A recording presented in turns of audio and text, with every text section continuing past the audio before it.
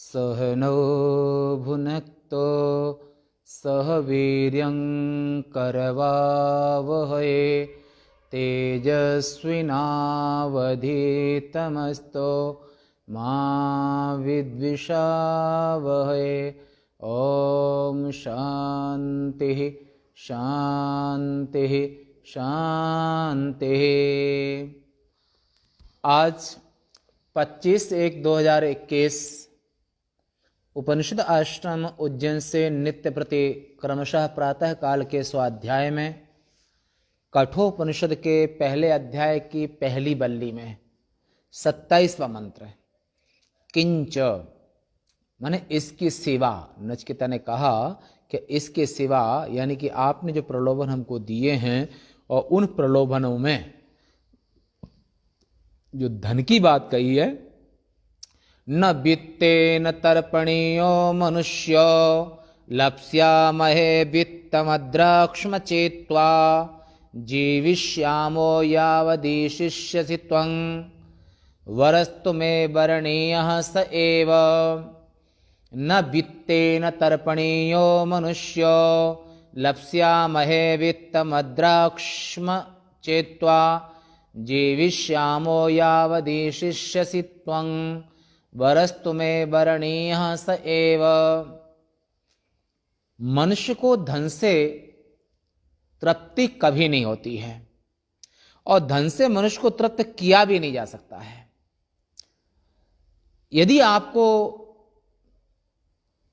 आपको देख लिया है, नचिकेता कहते हैं आपके दर्शन हो गए हैं, आप सत्य संकल्प हैं, धर्मराज हैं, तो धन तो हम पा ही लेंगे।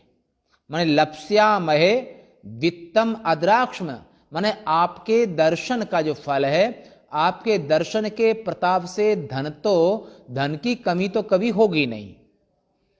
जब तक आप शासन करेंगे, आपका शासन जब तक रहेगा तब तक हम जीवित भी रहेंगे। किंतु हमारा प्रार्थनीय वर तो वही है, तीसरा वरदान ही हमारा प्रार्थनीय है। न प्रभूतेन वित्तेन तर्पणीयो मनुष्या माने असीमित धन की प्राप्ति होने के बावजूद भी ये जो मनुष्य है, इस मनुष्य की कभी तृप्ति संतुष्टि नहीं होती है। नहीं लोके वित्त लाभा कश्चित तृप्ति करो दृष्टा। संसार में ऐसा कहीं नहीं देखा जाता है जो कि संसार में धन से माने किसी को भी अभी तक कभी धन से तृप्ति हुई हो। यदि नाम अस्माकं वित्त तृष्णा स्यात् लप्स्यामहे, और यदि हमारे अंदर धन की इच्छा भी है तो आपके दर्शन अमोघ हैं। धर्मराज का दर्शन देखो, पापियों के लिए वो यमराज हैं और पुण्यात्माओं के लिए वही एक ही देव हैं, पुण्यात्माओं के लिए धर्मराज हैं। तो आपके दर्शन का जो फल है, तो आपके दर्शन से धन का लाभ तो अवश्य हो जाएगा।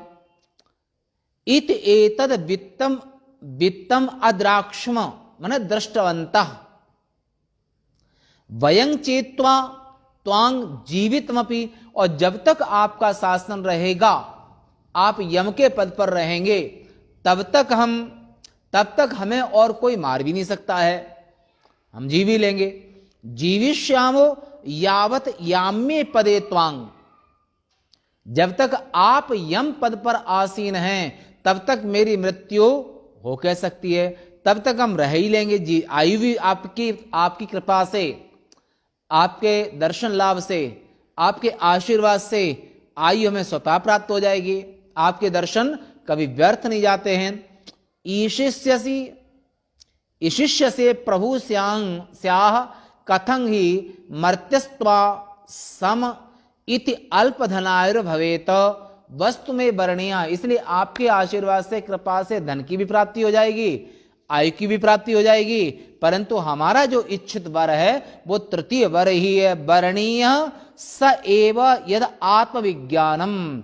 जो आत्मविज्ञान रूपी जो वरदान, तीसरा वरदान है, हमें वही चाहिए। यतश्च क्योंकि अजीर्यतांग अमृतानामुपेत्य जीर्यन्मर्त्या क्वधस्थ प्रजानन अविद्यायन् वर्णरति प्रमोदा नति दीर्घे जीविते को रमेत अजीर्यताम अमृतानाम उपेत्य अजीर्यताम अमृतानाम उपेत्य जीर्यन्मर्त्यः क्वधस्थ प्रजानन अविद्यायन् वर्णरति प्रमोदा अति दीर्घे जीविते को रमेत। अर्थ इसका मंत्र का, कभी जराग्रस्त न होने वाले अमरों के समीप पहुंचकर अगर जो इंद्र आदिक देवता हैं वो अमर कहलाते हैं, पर उनकी कल आपने सुना था इनकी अमरता एक मनवंतर की है और एक मनवंतर के बाद इंद्र भी चेंज कर दिए जाएंगे।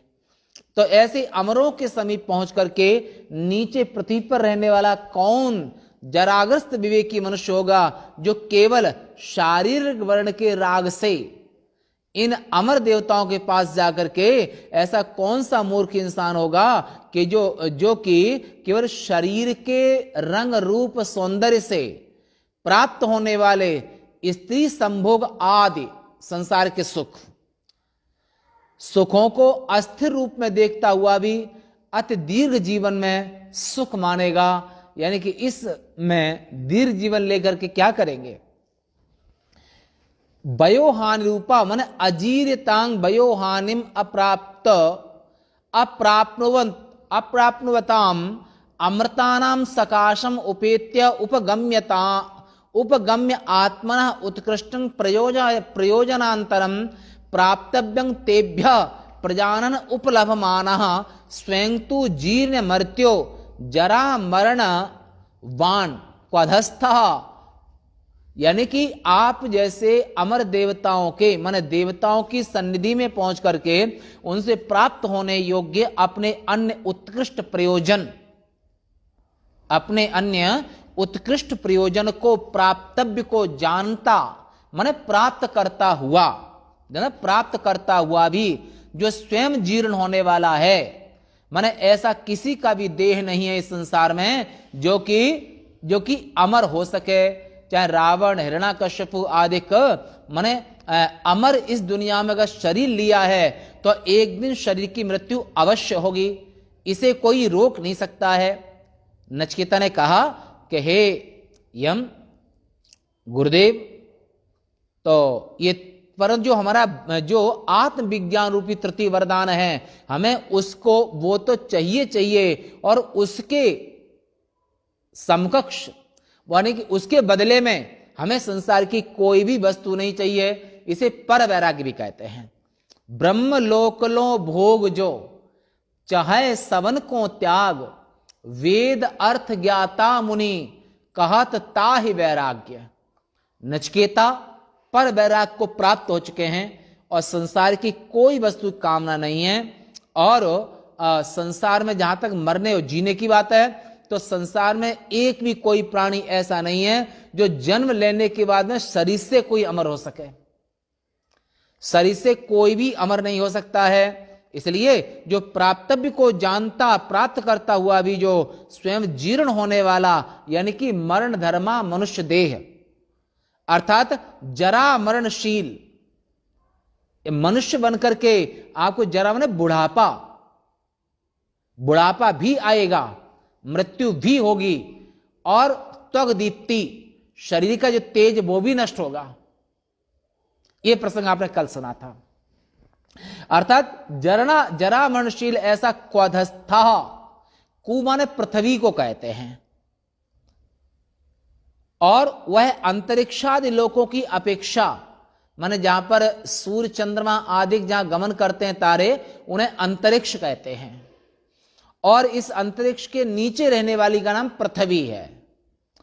तो ये अंतरिक्ष आदि लोकों की अपेक्षा अधा माने नीची होने के कारण क्वधस्था, कु माने पृथ्वी, अधा मन नीचे, अधा अधस्तात् मन नीचे से नीचे है।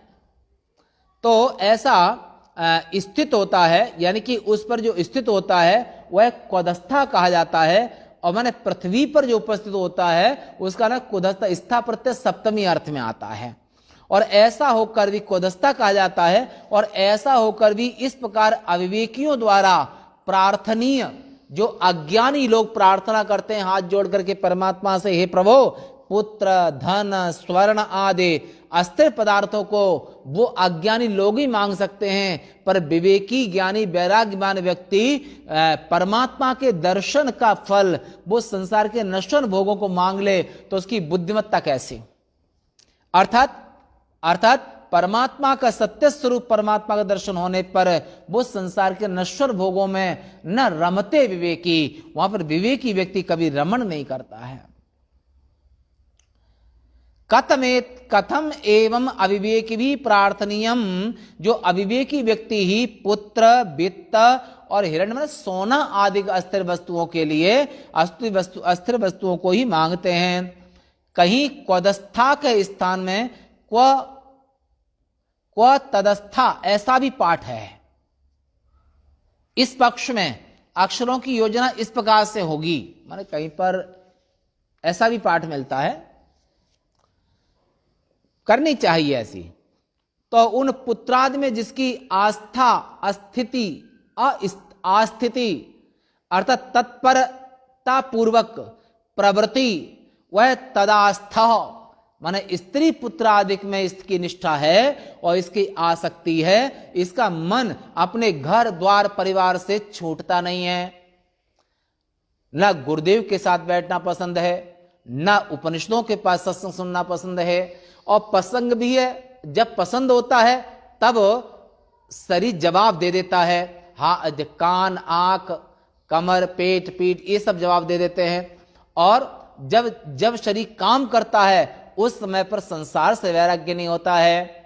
और जबकि संसार से उद्धार होने के लिए भवसागर के तरण को तरुण अवस्था आए, जरा न कुछ भी हो सके जरा अवस्था मां है। बुढ़ापे में शरीर समझ जाए यही बहुत होता है। तो उन पुत्रादि में जिसकी आस्था माने आस्थिति तत्परता पूर्व प्रवृत्ति, उनका नाम है तदस्था।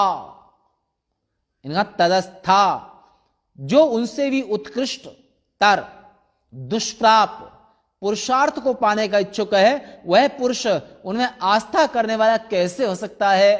जो स्त्री पुत्र धन स्वर्ण आदि से भी ऊंची जिसकी इच्छा है और जो परमात्मा को चाहता है, वो इन सब विषयों में न रमते विवेकी, वो कैसे रमण करेगा।